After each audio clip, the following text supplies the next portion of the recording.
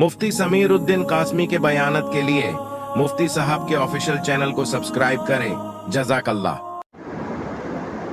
السلام علیکم ورحمۃ اللہ وبرکاتہ۔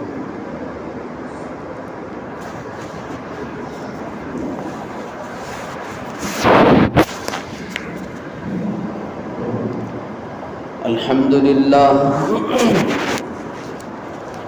لله نحمده ونستعينه ونستغفره ونؤمن به ونتوكل عليه ونعوذ بالله من شرور أنفسنا ومن سيئات أعمالنا من يهد الله فلا مضل له ومن يضلله فلا هادي له ونشهد أن لا إله إلا الله وحده لا شريك له ونشهد أن سيدنا ونبينا وحبيبنا وشفيعنا ومولانا محمدا عبده ورسوله أما بعد فأعوذ بالله من الشيطان الرجيم بسم الله الرحمن الرحيم ومن يبتغ غير الإسلام دينا فلن يقبل منه وهو في الآخرة من الخاسرين وقال تعالى في موضع آخر الزانية لا ينكحها إلا زان أو مشرك صدق الله العظيم اللهم صل على سيدنا محمد وعلى آل سيدنا محمد وبارك وسلم اللهم صل على سيدنا محمد وعلى آل سيدنا محمد وبارك وسلم اللهم صل على سيدنا محمد وعلى آل سيدنا محمد وبارك وسلم۔ محترم حاضرین کرام، بزرگان دین، نوجوانان اسلام،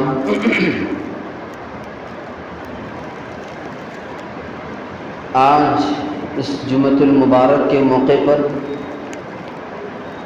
آپ حضرات کے روبرو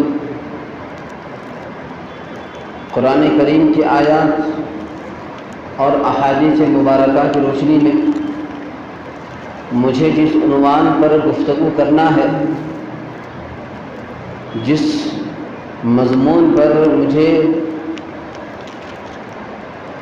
روشنی ڈالنا ہے، وہ ہے ہمارے ملک میں پھیلتے ہوئے تیز رفتاری کے ساتھ ایک فتنہ ارتداد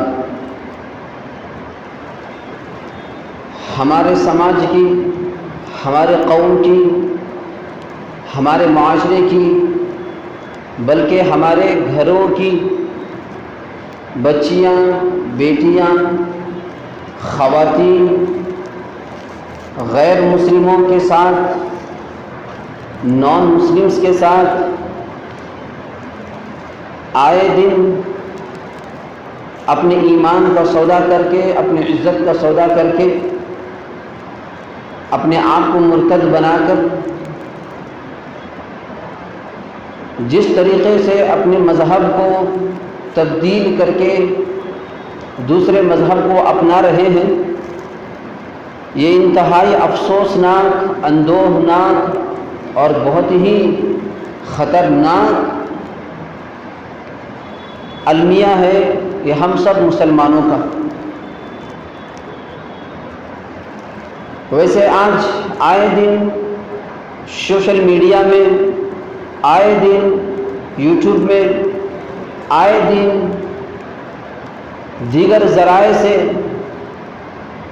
بہت سارے انسیڈنٹس، بہت سارے واقعات کہ فلاں کی بچی آج اس کے ساتھ بھاگ گئی، آج فلاں کی بیٹی مرتد ہو گئی، لاپتہ ہو گئی، اسے وہاں مار کے کاٹ کے اس ندی میں پھینکا گیا، اس کی لاش فلاں نالے میں مل گئی، اس کی ڈیڈ باڈی جنگل میں ملی ہے، مقدمہ ہوا ہے، FIR ہوا ہے، یہ آئے دن خبریں ہم سب کو موصول ہو رہی ہیں۔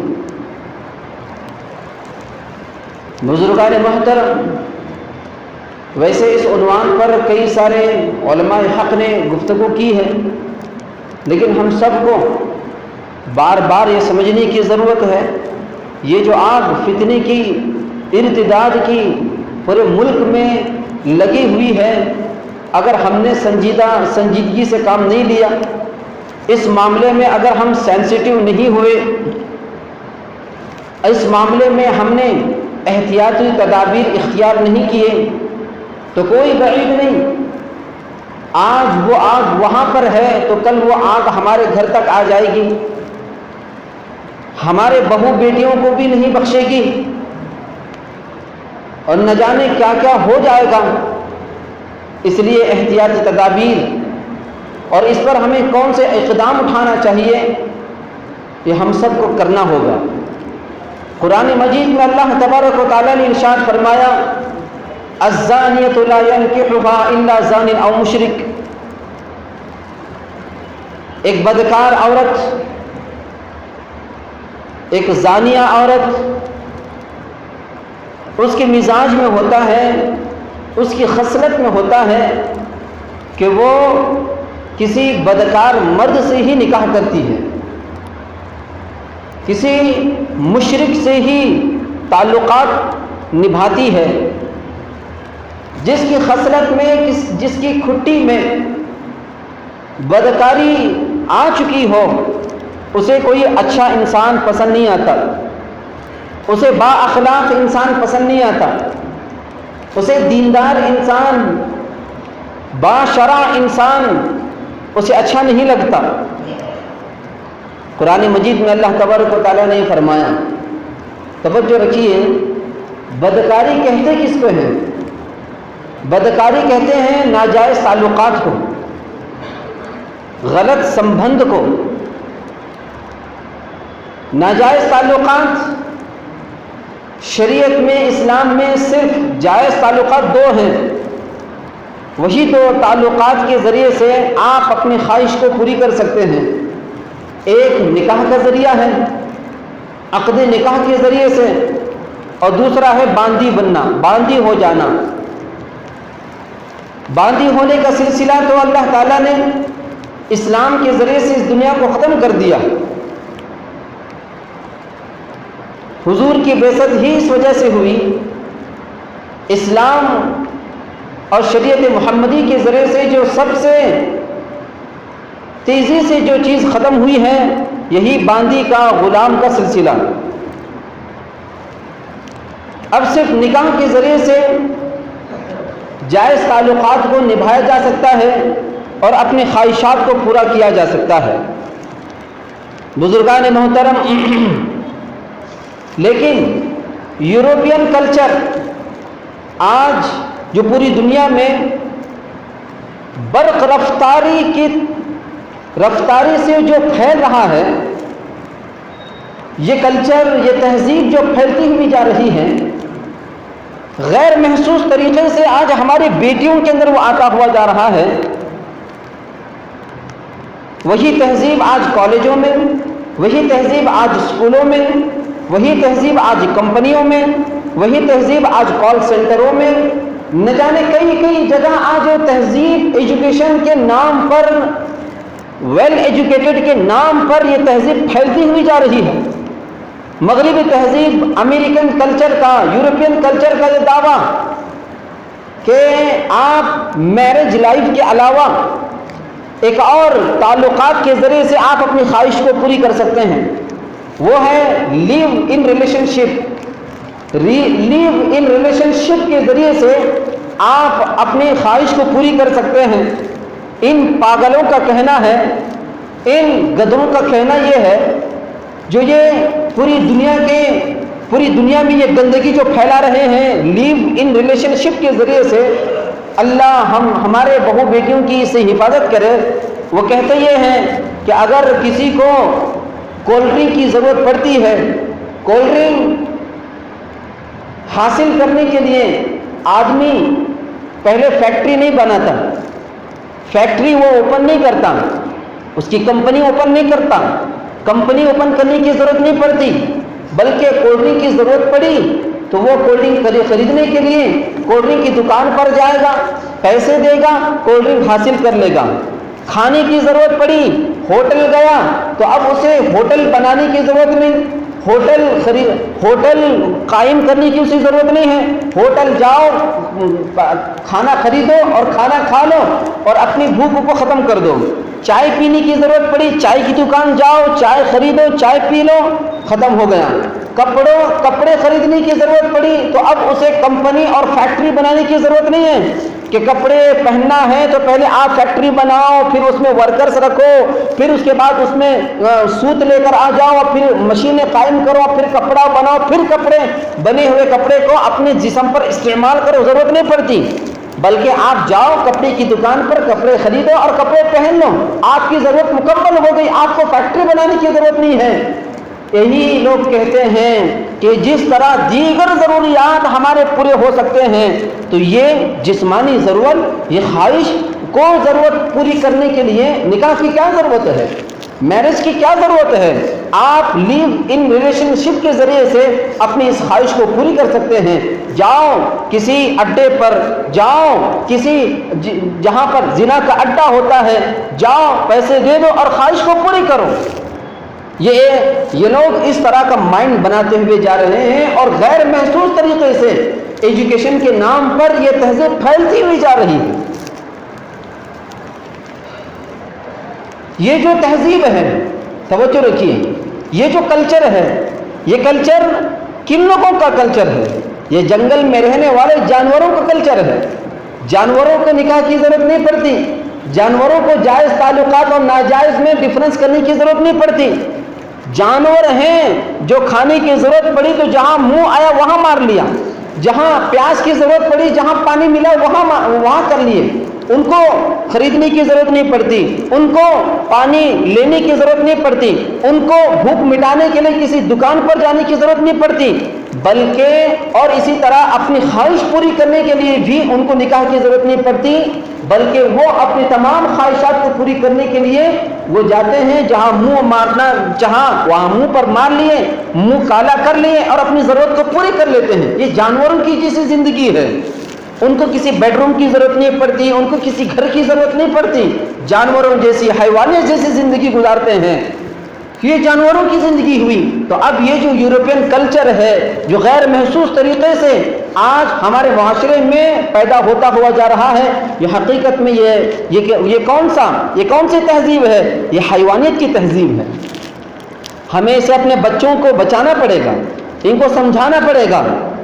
حضرت مفتی تقی عثمانی صاحب دامت برکاتہم العالیہ نے اس آیت کی تشریح میں آسان ترجمہ قرآن کے اندر یہ کہا ہے کہ ایسی عورت جو بدکار مزاج کی ہوتی ہے اس کو بدکار مرد ہی ملتا ہے، اور وہ بدکار مرد جہاں اس کے بہت سارے ناجائز تعلقات ہوں گے ویسے ہی اس کے شوہر کی بھی بہت سارے ناجائز تعلقات ہوں گے، ورنہ پھر وہ زیادہ دن ان کے تعلقات نہیں نبھتے۔ اگر ان کو کہا جائے کہ دیکھو تمہاری بیوی ناجائز تعلقات میں پکڑی گئی، وہ کہتا ہے کہ کیا ہوا، میں بھی تو کر رہا ہوں۔ وہ دیکھے گا تو اندیکھا جیسا رہے گا۔ یہ اللہ تبارک و تعالیٰ نے سسٹم بنا دیا ہے، الطیبات للطیبین والطیبون للطیبات، اچھوں کے لیے اللہ تعالیٰ نے اچھا رکھا اور اچھیوں کے لیے اللہ تعالیٰ نے اچھا رکھا ہے، بروں کے لیے اللہ تعالیٰ نے برا رکھا ہے۔ یہ اللہ تعالیٰ کا نظام ہے، اللہ تعالیٰ کا یہ نظام ہے۔ بزرگان محترم، قرآن مجید میں اللہ تبارک و تعالیٰ نے دوسری جگہ ارشاد فرمایا وَمَن يَبْتَغِ غَيْرَ الْإِسْلَامِ دِينًا فَلَن يُقْبَلَ مِنْهُ۔ اللہ تعالیٰ نے فرمایا کہ جو مرد جو مومن بندہ یا مومن بندی دنیا کے اندر رہتے ہوئے دنیا کی چند ٹھکریوں کے خاطر اگر اپنی ایمان کا سودا کرے، اپنی عزت کو بیچ دے، اپنی ایمان کا سودا کر کے دوسرے مذہب کو اختیار کر لے، سلیکٹ کر لے، اور یا وہ ہندو بن جائے یا وہ عیسائی بن جائے، مذہب اسلام کو چھوڑ دے، دین شریعت کو چھوڑ دے، تو اللہ تبارک و تعالیٰ کیا کرے گا؟ وَمَن يَبْتَغِ غَيْرَ الْإِسْلَامِ دِينًا فَلَن يُقْبَلَ مِنْهُ۔ اللہ تعالیٰ اس کو ہرگز قبول نہیں کریں گے، اللہ تعالیٰ اسے اپنے درگاہ میں قبول نہیں کریں گے۔ پھر اس کے ساتھ حشر کیا ہوگا؟ اس کا حشر ہوگا وَهُوَ فِي الْآخِرَةِ مِنَ الْخَاسِرِينَ۔ ان کا حشر انہی کفار کے ساتھ میں ہوگا، ان کا حشر جہنمیوں کے جیسا ہوگا، ان کا حشر غیر مسلموں کے ساتھ میں ہوگا۔ ان کے لیے نہ جنت ہے، ان کے لیے نہ نعمتیں ہیں، ان کے لیے نہ راحتیں ہیں، ان کے ساتھ ان کا جو حشر ہوگا وہ پوری طریقے سے اللہ کے دھتکارے ہوئے بندوں کے ساتھ ان کا حشر ہوگا۔ عزت اللہ تعالیٰ نے صرف مومنوں کے لیے رکھی ہے، نعمتیں اللہ تعالیٰ نے صرف مومنوں کے لیے رکھی ہے۔ جو آزمائشوں میں ڈٹ کر کھڑے ہو جاتے ہیں، جو اپنے ایمان کا سودا کرنے کا موقع آ جائے تو اپنے ایمان پر ڈٹ کر کھڑے رہ جاتے ہیں، وہ مسلمان بندہ یا بندی اللہ تعالیٰ نے ان کے لیے نعمتیں رکھی ہے۔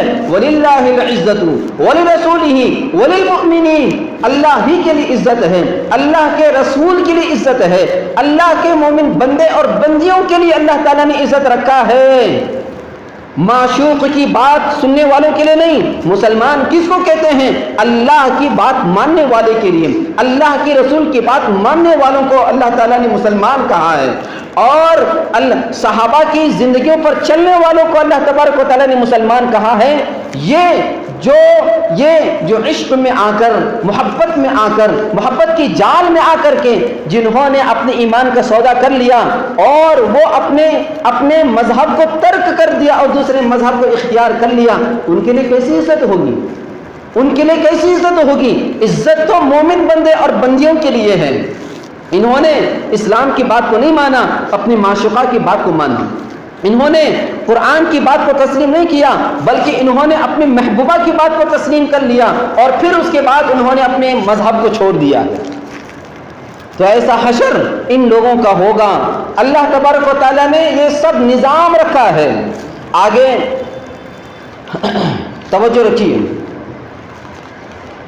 اسلام حضرت جناب نبی کریم صلی اللہ علیہ وسلم کی بعثت کے بعد سے بہت سارے فتنے آتے ہوئے گئے، بے شمار فتنے آتے ہوئے گئے۔ ان فتنوں میں سب سے پہلا جو فتنہ آیا وہ حضور کی موجودگی میں مسلمہ کذاب کے ذریعے سے آیا۔ اللہ کے نبی علیہ الصلوۃ والسلام نے اس فتنے کو دبا دیا، جنگ ہوئی، مستقل جنگ ہوئی، کئی صحابہ اس میں شہید ہو گئے، کئی لوگ اس کے جھانسے میں آ کر کے کفر اور شرک میں ان کا انتقال ہو گیا۔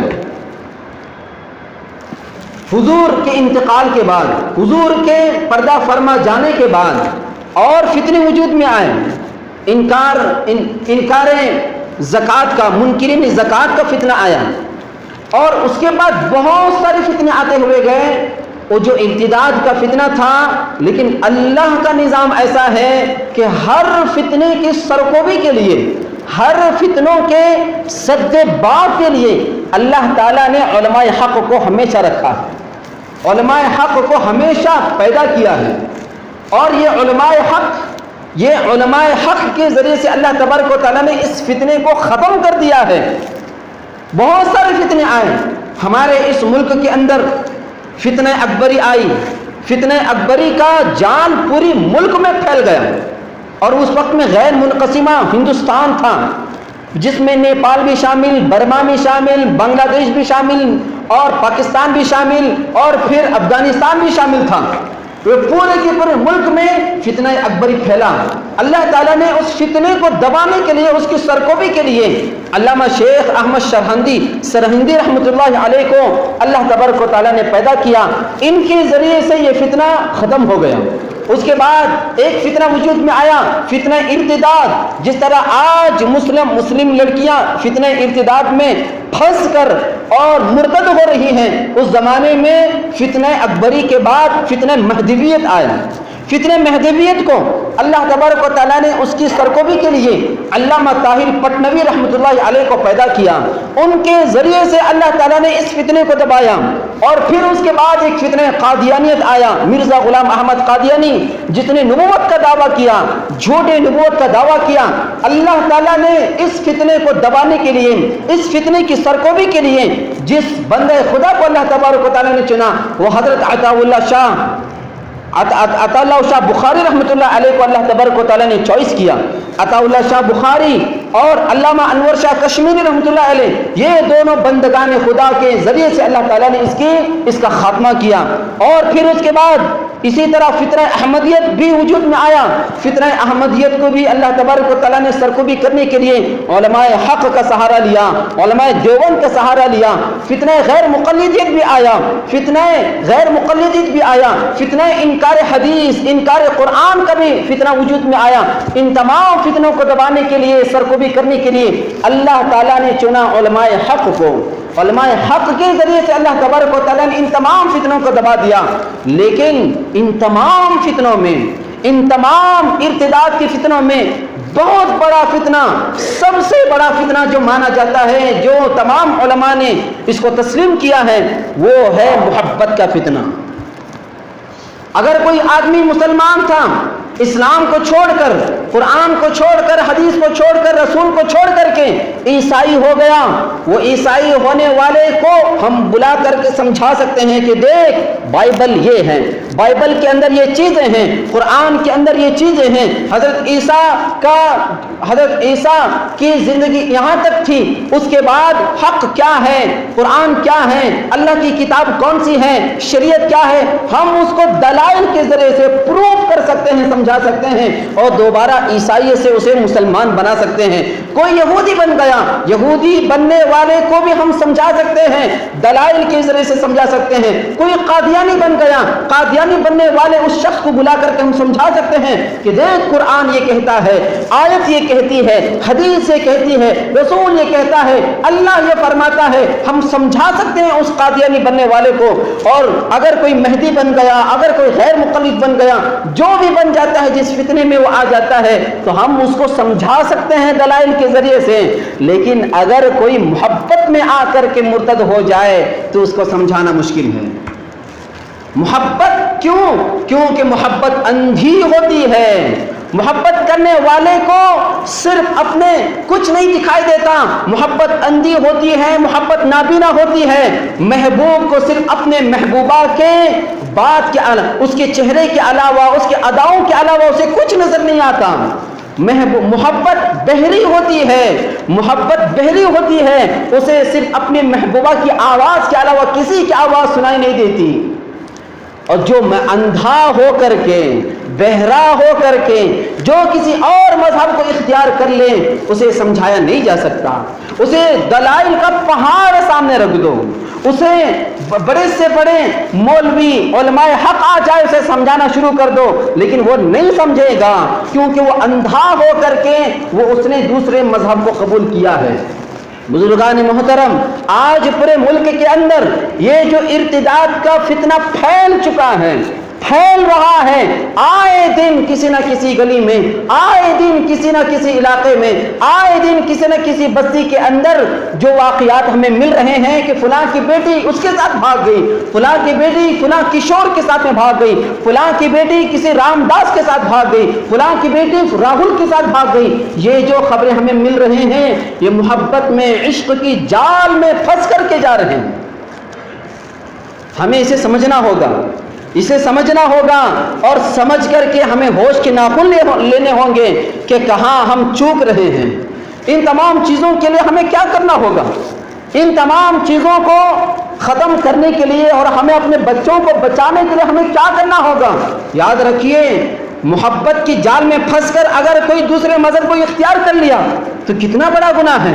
ان الشرک لظلم عظیم, اس نے گویا کہ شرک کر لیا, وہ مشرکہ ہو گئی, وہ کافرہ ہو گئی, وہ اسلام سے خارج ہو گئی. اب اسلام میں اس کا کوئی سروکار نہیں ہے, اللہ کے یہاں وہ مردود ہو گئی, وہ مسلمانوں کے پلیٹ فارم سے, مسلمانوں کے لسٹ سے نکل گئی. اب ہمیں بچانا ہوگا.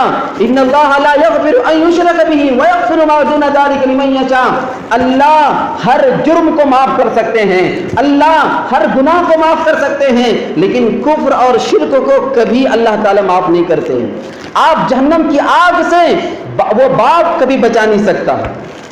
ہمیں کیا کرنا ہوگا؟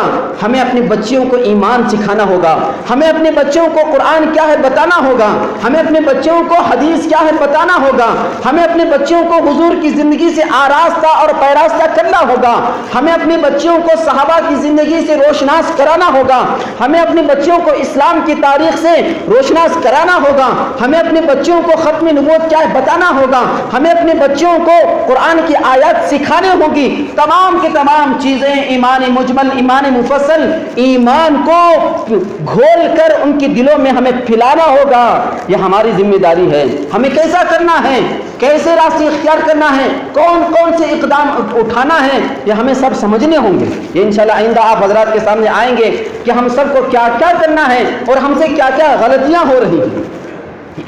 بزرگان محترم، افسوس کی بات ہے کہ آج ایک مسلمانوں کی بڑی تعداد مسلم لڑکیاں جو غیروں کی شکار ہوتی ہوئی جا رہی ہے اور مرتد ہو رہی ہے۔ کیا عورتیں تھیں اس سے پہلے، مسلمان عورتیں کیا خواتین تھیں؟ ہمیں یہ عورتوں کی ان واقعات کو ہمیں اپنے بچوں کو ہمیں بتانا ہوگا، ان کو سنانا ہوگا۔ کیسی کیسی عورتیں تھیں جو گزری ہوئی ہیں، وہ سب کچھ برداشت کر سکتی تھیں لیکن ایمان کا سودا نہیں کر سکتی تھیں۔ حضرت عثمان رضی اللہ عنہ کو جب بلوائیوں نے قتل کرنے کے لیے، شہید کرنے کے لیے مدینے کے اندر ان کے گھر میں گھس گئے، مدینے کے اندر ان کے گھر میں گھس کر ان کو ایک پوری بلوائی کی ٹیم تھی، ایک بھیڑ تھی حضرت عثمان کو قتل کرنے کے لیے۔